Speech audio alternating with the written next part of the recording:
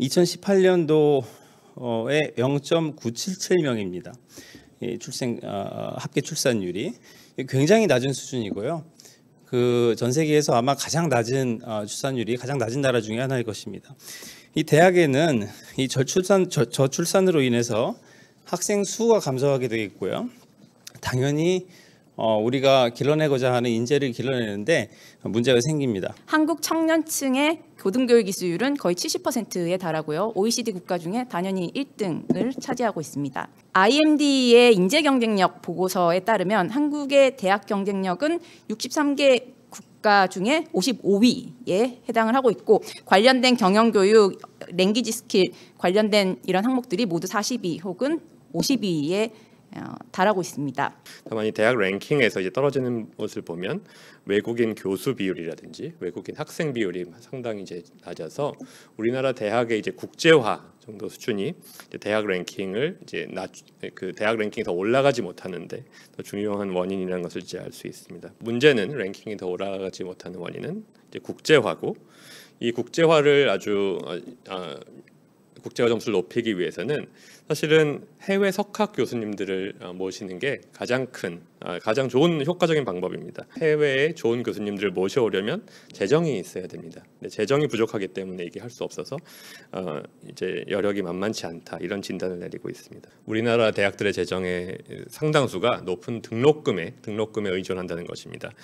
즉 우리나라의 GDP 대비 대학생 1인당 공교육비 비중을 보면 우리나라의 경우에는 이제 한 28%. 이탈리아 볼로냐대가 지금 1888년에 설립됐다고 하는데요.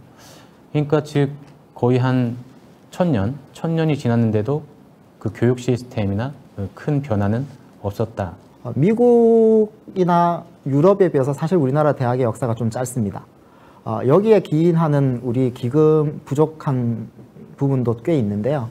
근데 우리나라는 이렇게 역사가 길지 않아서 이 기금이라는 거를 축적하고 운용할 만한 시간을 갖지 못했을 뿐만 아니라 이 기금을 자유롭게 운용할 수 있는 제도적인 부분도 상당히 부족합니다.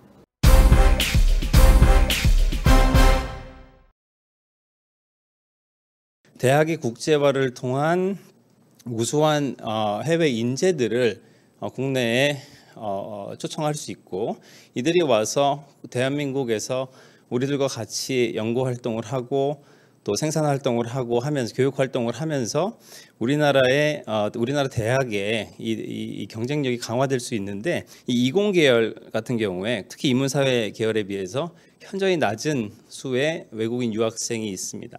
외국인 전교원들이 우수한 분들이 오셔야 우리하고 경쟁도 되고 또 전 세계적인 그런 평판도 우리가 관리가 더 잘 될 테고, 또 우리 학생들이 좀 더 국제화된 교육을 받을 수 있는 기회도 생기고, 여기에 더해서 우수한 외국인 학생들이 한국을 선택하는 데도 도움이 크게 될 것이라고 생각을 합니다. 그리고 이제 전문가로서 활동할 기회가 굉장히 제한적이다. 이제 언어라든지 이런 문제 때문에 어떤 커미티나 이런 단체에 초청되는 경우가 굉장히 드물고, 그러다 보니까 이들의 목소리는 전혀 반영되지 않는, 그러다 보니까 자기는 구성원이 아니라고 생각하게 되고 이렇게 악순환이 되는 측면이 있고요. 예를 들면 한국연구재단 같은 경우는 여기서 내가 뭐 중견 연구를 신청하고 싶다 클릭을 하면 그 다음부터는 다 한글입니다. 영문이 하나도 없어요. 독일 같은 경우는 다 영어로 나옵니다.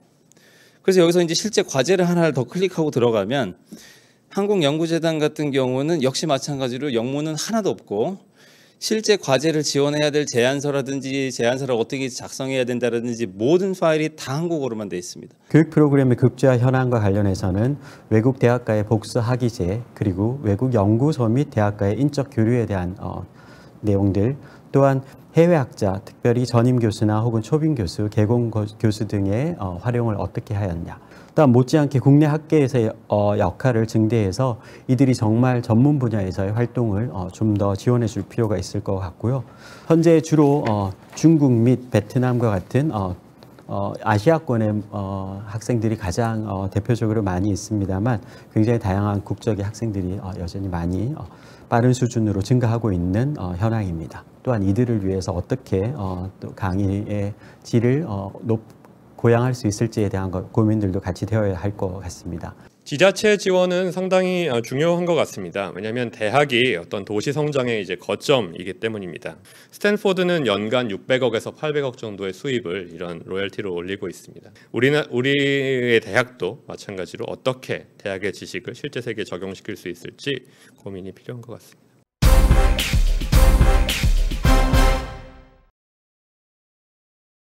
변화를 촉진시킨 그 요소는 아마도 이제 코로나 바이러스 사태라고 말씀드릴 수 있을 것 같습니다. 아마도 온라인과 오프라인이 혼합된 강의실에서 학생들이 강의를 듣게 될 것이고요. 2030년도에 만나게 될 대학 혹은 대학원에서 만나게 될 학생들은 과연 어떤 학생들이냐라고 하면 일상의 모든 것을 촬영을 하고 문서 대신에 동영상으로 지식을 습득을 하고 이모지라든지 짧은 동영상으로 소통을 하는, 저희가 있던 시대에 교육을 받던 것과 완전히 다른 방식으로 세상과 소통을 하는 그런 아이들을 그런 대학생들을 저희가 가르쳐야 되게 됩니다. 노스이스턴 대학은 모든 학생들이 온라인과 오프라인 중에 한 가지 방식을 선택해서 내가 원하는 방식으로 교육을 받을 수 있도록 모든 강의들을 그렇게 추진을 하겠다라고 발표를 한 바가 있습니다. 결국에는 지리적인 공간이 중요해지지 않게 되면 어느 대학이든 내가 원하는 대학에 지원을 해서 수업을 받을 수 있는 상황이 될 것이고요. 원고를 통해서 지신을 얻는, 또는 기존 학문을 이용해서 새로운 학문을 또 이해하는 어떤 융합교육 같은 경우, 또는 이제 주로 어떤 지신만을 알 수 있는, 앞으로는 이게 더 중요하지 않겠습니까? 새로운 어떤 변화에 대응하려면 창의적인 생각과 어떤 문제 해결 능력이 더 발현이 돼야 될 것 같은데요. 어차피 학령 인구가 줄기 때문에 우리가 대학 구조 조정을 해야 되고요. 이때쯤에는 우리가 요거를 한번 다듬어 가지고 대학들이 좀 재정 확충에 대해서도 여러 모델들을 좀 갖추고 미래를 향한 대학의 역할을 할 수 있도록 제도를 만들고 토대를 만들 수 있는 시기가 아닐까 합니다.